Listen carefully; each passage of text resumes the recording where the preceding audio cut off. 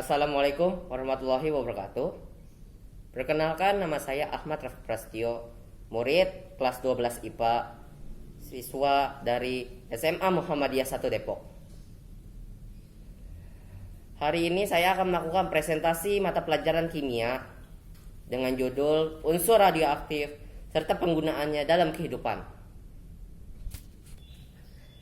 Pengertian unsur radioaktif. Unsur radioaktif atau yang biasa disebut sebagai zat radioaktif merupakan materi yang mengandung inti tidak stabil dan juga memungkinkan untuk memancarkan suatu sinar radiasi. Inti dari zat radioaktif ini yang dikatakan sebagai inti yang tidak stabil disebut sebagai radioisotop.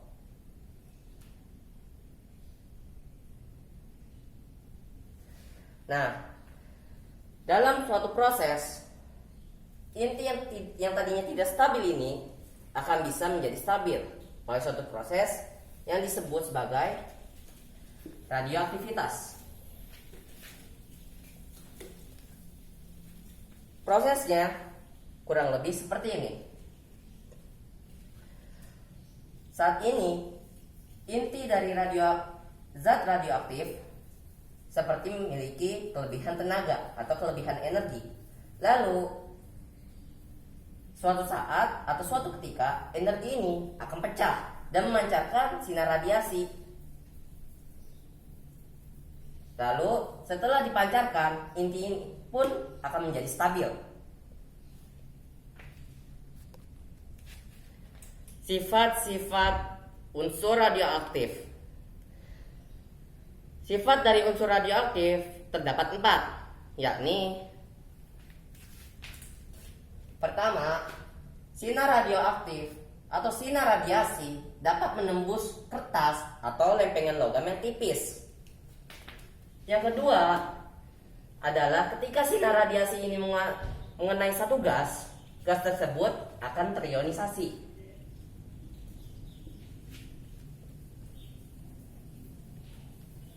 Yang ketiga adalah dia atau sinar radiasi dapat menghitamkan plat film. Dan yang keempat adalah ketika sinar radiasi ini mengenai suatu benda yang berlapiskan seng sulfida atau ZNS, maka benda tersebut akan berpendar.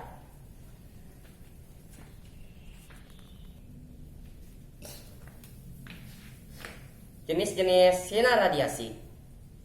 Pada saat inti menjadi tidak stabil, nantinya suatu saat dia akan pecah dan memancarkan suatu sinar radiasi. Namun, sinar radiasi ini terdiri dari berbagai jenis. Dan umumnya kita mengenali terdapat 3 jenis dari sinar radiasi, yaitu alfa, beta, dan gamma. Tentunya pada setiap sinar radiasi ini memiliki sifat yang berbeda. Mari kita ulas satu-satu, mulai dari intinya. Sinar alfa merupakan inti helium atau gas helium. Sementara beta merupakan partikel yang identik dengan elektron. Sementara gamma merupakan gelombang elektromagnetik. Yang kedua adalah muatan. Muatan pada sinar alfa adalah +2. Sementara muatan pada beta adalah -1. Namun, gamma tidak memiliki muatan apapun. Sama seperti halnya massa pada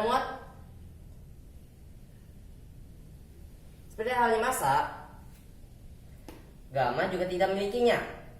Namun, sinar alfa memiliki massa 4 dan juga beta memiliki massa 1/836 SMA, yang mana massanya ini sangat kecil. Lalu, pembelokan oleh medan elektromagnetik. Sinar alfa dibelokkan menuju kutub negatif, sementara sinar beta dibelokkan menuju kutub positif. namun tidak pada sinar gamma karena dia tidak bisa dibelokkan ke arah manapun. Lalu yang terakhir terdapat daya. Pada daya ini terdapat dua jenis, yaitu daya ionisasi dan juga daya tembus. Daya ionisasi pada sinar alfa lebih besar daripada beta. Namun, sinar beta memiliki daya ionisasi yang lebih tinggi pula dibandingkan gamma, karena gamma tidak memiliki daya ionisasi sama sekali. Lanjut, pada daya tembus, sinar alfa memiliki daya tembus yang lebih kecil daripada beta. Namun, sinar beta juga lebih kecil daripada gamma, karena sinar gamma memiliki daya tembus paling besar di antara yang lainnya.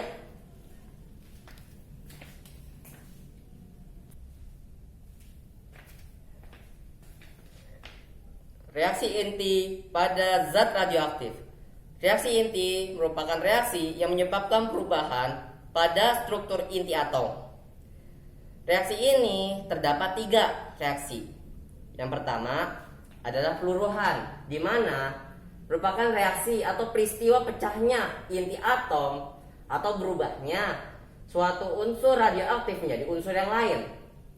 Ukuran dari kestabilan inti ini ditentukan oleh laju peluruhan. Sementara laju peluruhan ditentukan pada T1/2 atau waktu paruh. Hubungan banyaknya bagian unsur radioaktif yang meluruh dengan waktu paruh tersebut digambarkan seperti ini. Yang ini N/T NT, yaitu massa unsur radioaktif setelah selisih, per NO, yaitu massa unsur radioaktif pada awal mula, sama dengan 1/2 dalam kurung T lama penyimpanan dibagi T1/2 waktu paruh. Lalu reaksi inti yang kedua adalah transmutasi, di mana merupakan reaksi inti dengan penyerapan partikel di sekitarnya yang disertai dengan pancaran sinar radiasi, atau disertai ketika inti memancarkan sinar radiasi. Dan yang ketiga adalah penghasil energi. Penghasil energi ini terbagi menjadi 2, yaitu fusi dan juga fisi. Reaksi fusi bisa dikatakan sebagai reaksi inti, di mana ketika ada banyak inti-inti kecil yang bergabung menjadi satu inti besar. Sementara reaksi fisi merupakan reaksi pembelahan inti menjadi 2 inti atau lebih, namun dengan jenis yang sama.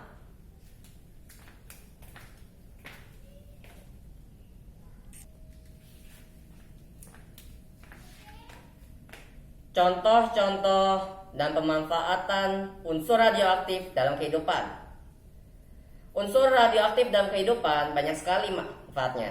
Beberapa diantaranya adalah uranium, polonium, radium, dan thorium. Uranium berasal dari mineral yang disebut sebagai uranite. Uranium biasanya ditemukan pada sumber tanah ataupun pasir, karena secara alami memang berasal dari sana. Namun kandungannya sangatlah rendah. Uranium sendiri biasa digunakan dalam sebagai energi nuklir pada suatu reaktor, dan pemurniannya disebut sebagai uranium enrichment. Lanjut di polonium.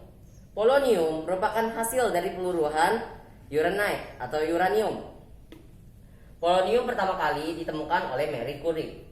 Dan dalam ilmu racun, polonium termasuk sebagai racun yang paling mematikan di dunia. Ketiga, radium. Radium juga berasal dari mineral uranite. Namun, kandungannya sangatlah sedikit. Pada 7 ton uranium biasanya terdapat 1 ton radium. Dan radium ini paling sering digunakan dalam bidang kesehatan. Dan terakhir adalah thorium, merupakan salah satu unsur radioaktif yang paling berharga dan juga paling bernilai. Berasal dari mineral yang disebut sebagai thorite. Pada tingkat kemurnian yang tinggi, biasanya thorium digunakan sebagai energi listrik maupun bond. Pemanfaatan unsur radioaktif dalam kehidupan antara lain seperti xenon atau Xe133, lalu strontium atau Sr85, C atau karbon 14, Na atau natrium 24, lalu Tl atau tellurium 201. Xenon 133 digunakan untuk mendeteksi kelainan pada paru-paru, sementara strontium 85 digunakan untuk mendeteksi kelainan pada tulang. Lalu dilanjut dengan C14 atau karbon 14 digunakan untuk meneliti mekanisme fotosintesis. Dan natrium 24 digunakan untuk menyelidiki kebocoran pipa bawah tanah dan juga mempelajari aliran sungai.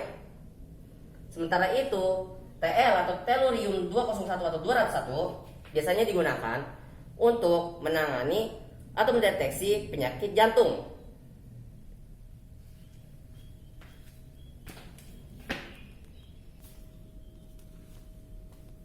Sekian dari presentasi saya. Mohon maaf apabila ada kesalahan dalam presentasi tadi. Kurang lebihnya mohon maaf. Assalamualaikum warahmatullahi wabarakatuh.